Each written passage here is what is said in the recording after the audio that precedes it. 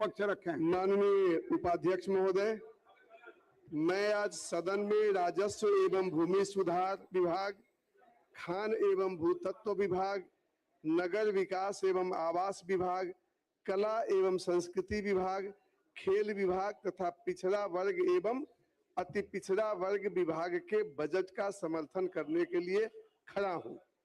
आसन के प्रति, अपने माननीय मुख्यमंत्री जी के प्रति, अपने दल के नेताओं के प्रति मैं आभार व्यक्त करता हूं कि इतने महत्वपूर्ण विषय पर आज सदन में के चर्चा में भाग लेने का मुझे अवसर दिया गया। महोदय, यह जो बजट जिन विषयों विभागों का आया है 2190 करोड़ 15,01,000 रुपए का राजस्व विभाग का बजट है। इसी तरह से नगर विकास विभाग का बजट 15,236 करोड़ 99,84,000 रुपए का है और इसी तरह से अन्य सभी विभागों का मांग आया है। मैं इस मांग का समर्थन करता हूं और ये उम्मीद करता हूं कि यह सदन मिसाल कायम करते हुए पूरे सर्वसम्मत तरीके से विकसित बिहार के लक्ष्य को हासिल करने के लिए आदरणीय मुख्यमंत्री श्री नीतीश कुमार के नेतृत्व में बिहार विकास के जिस रास्ते की ओर बढ़ चला है उस लक्ष्य को हासिल करने के लिए एकमत होकर अपने कटौती को वापस लेकर और बजट का समर्थन सब सम्मत से करे, एक सदस्य के नाते मेरी ये अपेक्षा है।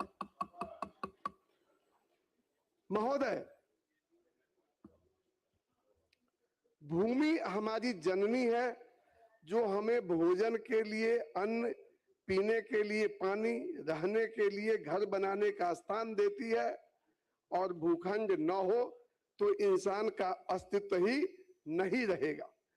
महोदय, भूमि का संघर्ष भी मानव सभ्यता के साथ साथ बढ़ता गया। आज भी भू संघर्ष वैश्विक समस्या का बड़ा कारण है और दुनिया इस संघर्ष में उलझकर मानवीय मूल्यों का अवमूल्यन करने में लगी हुई है।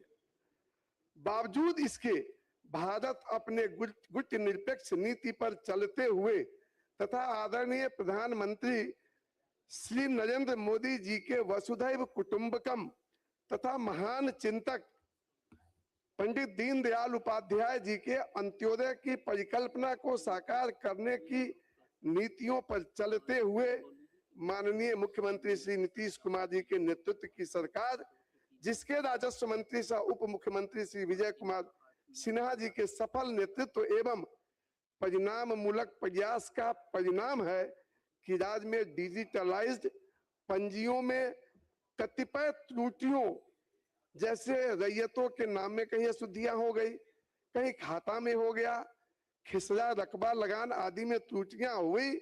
मानवीय भूल ये संभव है और इस सब को सुधार करते हुए सुधार करने के लिए जो आवेदन अब तक पड़े थे 24,32,628 शिकायतों में 80% का निवारण कर लेना ये बहुत बड़ी उपलब्धि सरकार के खाते में दर्ज होती है और बिहार के लोग मुख्यमंत्री जी के प्रति और अपने राजस्व मंत्री विजय सिन्हा जी के प्रति आभारी है, जिनका प्रयास सकारात्मक दिशा में परिणाम करते हुए आगे बढ़ती जा रही है। महोदय, इसी तरह से जमाबंदी में भी कई तरह की त्रुटियां हुई। जब एक व्यवस्था का परिवर्तन होता है, अभी आसन से कहा गया 2009 में जिस समय भूमि न्याय अधिकरण आया था, आप राजस्व मंत्री थे, मैं भी काउंसिल का सदस्य था और एक ऐतिहासिक निर्णय हुआ था और इसके अच्छे परिणाम भी राज्य के लोगों को देखने को मिला है। फिर भी मैं ये कह सकता हूं कि जब द्वापर युग में या त्रेता युग जो भी रहा हो, भगवान राम के काज से हनुमान जी जब चले संजीवनी लाने, तो कहीं न कहीं काल नेमी मार्ग का अवरोध पैदा करने के लिए खड़ा हुआ। हनुमान जी ने काल नेमी का वध कर दिया, लेकिन उसके पूरे वंशज का वध तो उस दिन हुआ नहीं। और आज भी कुछ ऐसे लोग हैं जो सरकार के नीतियों को सफल बनाने में रोड़ा अटकाने के लिए काल नेमी के वंशज के रूप में खड़ा है जगह जगह पर। लेकिन जिस तरह से आदरणीय विजय बाबू ने, जिस तरह से मैंने सुना है, मैं कभी मिला नहीं, सीके अनिल जी इसके सचिव है, उनका एक प्रयास हो रहा है, वह दिन दूर नहीं कि बिहार में ऐसे काल नेमियों का फन कुचला जाएगा।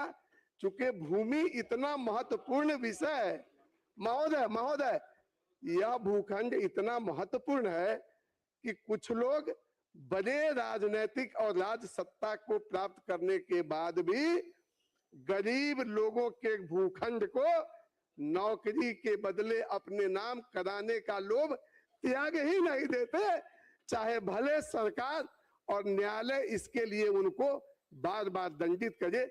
यह इतना महत्वपूर्ण विषय है भूखंड, और इसमें सुधार का काम चल रहा है। सरकार के इस प्रयास का सराहना हम करते हैं, बिहार के लोग करते हैं, और अपने प्रभारी मंत्री और विभाग और अधिकारियों के प्रति जरूर आभार व्यक्त करते हैं कि उनका सोच सकारात्मक है, उनका प्रयास सकारात्मक है। सफलता मिलनी है, काल नेमियों का फन कुचलना तय है।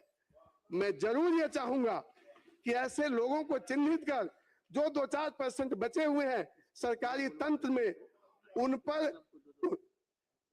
उन पर दंडात्मक कार्रवाई हो, और जो भी भू माफिया कुछ इस मार्ग का बाधा बने हुए हैं उन पर दंडात्मक कार्रवाई हो। और मुझे पक्का भरोसा है आदरणीय नीतीश कुमार जी की पुलिस, आदरणीय विजय सिन्हा जी के विभाग के लोग ऐसे लोगों को चिन्हित कर कार्रवाई करेगी, और भूमि सुधार का लक्ष्य बिहार में हासिल होकर रहेगा। महोदय, मैं थोड़ा नगर निगम के तरफ भी बढ़ना चाहता हूं।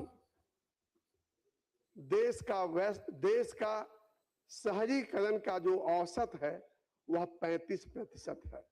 मुझे स्मरण है कि जब मैं 2009 में आया था तो उस समय देश का औसत 31 था, बिहार का औसत उस समय 12 था। 12 से कम में 2 मिनट का 12 से कम था महोदय, 2 मिनट एक साल मांगेंगे, निवेदन करेंगे। 12% था।